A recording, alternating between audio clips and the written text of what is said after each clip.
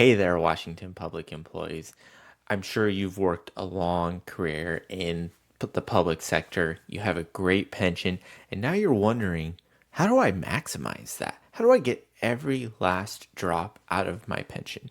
Your pension is such an incredible part of your financial future and foundation that you want to make sure you've maximized every drop of it. My name is Seth Deal. I'm a CPA and financial advisor. I'm also a former city employee, and I really understand and love helping public sector employees in Washington maximize their pensions, benefits, and put the most in their pockets in retirement. Today, we're going to be getting into what are 5 strategies that you can implement to maximize your pension and make sure you're getting the most out of it. Let's start with our first key item that we want to know, be aware of, and plan for. And that's the power of vesting. What is vesting? Well, vesting is the amount of time you need to be in the public sector contributing to a pension to get the full benefit. So if you're on any of the Plan 2s out there, PERS Plan 2, Left 2, TERS, SERS, any Plan 2, you're going to need to be employed for 5 years and have 5 years of service credit to be fully vested. If you're on any of the Plan 3s out there, PERS 3, you're going to need to have 10 years of service credit. So it's really important to understand before we get into any of our strategies of how do we optimize our pension, is we want to understand how long we need to be working in the public sector, contributing to a pension to get that full benefit. If you don't get the full vesting years, you unfortunately do lose access to the employer portion of that pension. However, you can still access your contributions. All right, for our next strategy, for item number 2, we want to think about how do we maximize our average final salary or our average final compensation. This is a really common area that you can really take some steps to maximize. It's going to be dependent upon your position, whether you have access to overtime, or if you're in a leadership role or potentially able to promote into a leadership role. Before we get into some of those specific strategies, let's talk about why this is important. Your average final compensation is just one component of how your pension's calculated.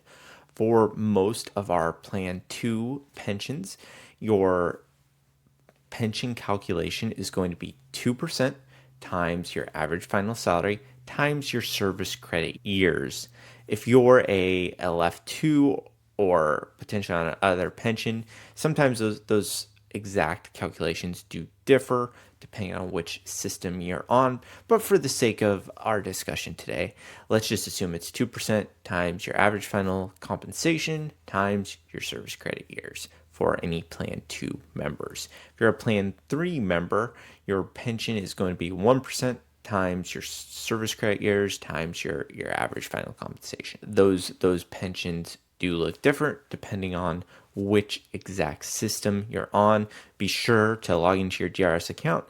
Make sure you know what system you're on, and also feel free to always run a benefit estimate there. But as we talked about a little bit, there are some ways to really boost up that average final compensation in your final working years. So over those last 5 years before retirement, you generally want to try to get that average final compensation as high as you possibly can.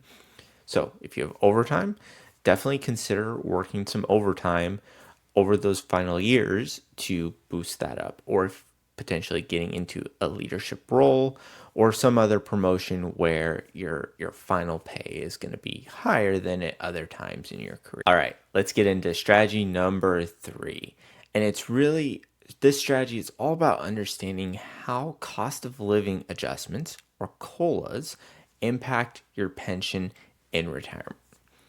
So each year, you will potentially get a cost of living increase depending on what inflation has done in the economy as a whole. That cost of living adjustment can be as high as 3%, and that's the max it can be on a single year. However, if you're if let's say inflation's 5% and our cost of living adjustment was just 3%, that means you have another 2% of inflation and cost of living adjustment that you're essentially banking. And so what that means is, if let's say we have a year where inflation is only 1%, we would be able to add that 2% to get a total of 3% to the cost of living adjustment. DRS does all of the cost of living adjustment calculations behind the scenes. They do it all for you, so you don't have to worry about it. However, it is important to be aware of how your pension grows over time. Your pension is really the foundation of your retirement and your finances and your cash flow. And so it's really important to understand how that changes as time goes on. All right, for number 4, not exactly a pension specific way to increase that steady fixed income that you have. However, we do want to make sure we're maximizing our deferred compensation program contributions, especially in our later years. If our income has increased pretty substantially from when we first started, we really want to be putting as much as we possibly can into our deferred compensation 457B plan. Be sure to check out the final 3-year additional contributions that you can make. Those can be really powerful in supplementing your pension and ensuring you are able to have the retirement that you want. All right, last but not least, number 5 are our survivor benefit selections. Who you select as your survivor and what option you select is incredibly important. And even though this is the last item I'm talking about, it's arguably the most important. We really want to think about what happens to our spouse or our partner if we unfortunately pass away, and how does our pension change in that event. So you have a number of different pension selection options. We have your single life. So your single life is the most risky in that pension will just go away if once you pass away. And so it's important to understand that if you choose that and you're married or have a partner and you pass away, that pension will go away. So just be careful and evaluate your options with that single life option. Our next option is our 100% survivorship option. What that means is whoever our survivor is will get the exact same amount that we were getting. So your 100% option is quote unquote the safest option. However, it also does give you the smallest pension number. Depending on which option you select, your pension is going to be reduced in combination by that selection as well as how old your survivor is. DRS has some specific tables that behind the scenes they figure out if your spouse is quite a bit younger than you, then your pension's going to be reduced more, versus if your survivor is closer in age to you, you're going to have a smaller reduction. Our next option on the survivorship selection, so our third option, is the 50% reduction. So that means our survivor benefit is going to be half of what our pension was. And then our last option is our 66% option on our survivorship selection. So this is going to be halfway roughly between 50 and 100%. And it's a good middle road. However, you want to do the math, figure out exactly what your pension is going to be at each of those survivorship options, and plan for what happens if something happens. How does our income change?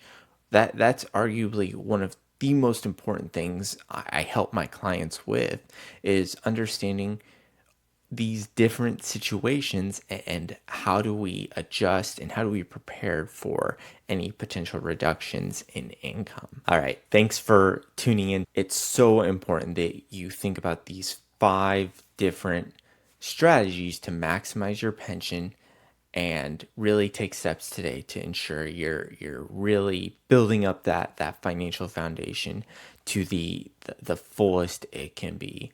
There are unfortunately a lot of mistakes I see folks making as they prepare and move into retirement.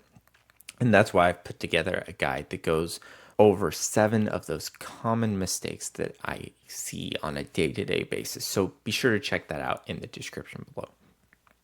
If you ever want to potentially explore working together, feel free to go to lifefocusadvisors.com. Thanks.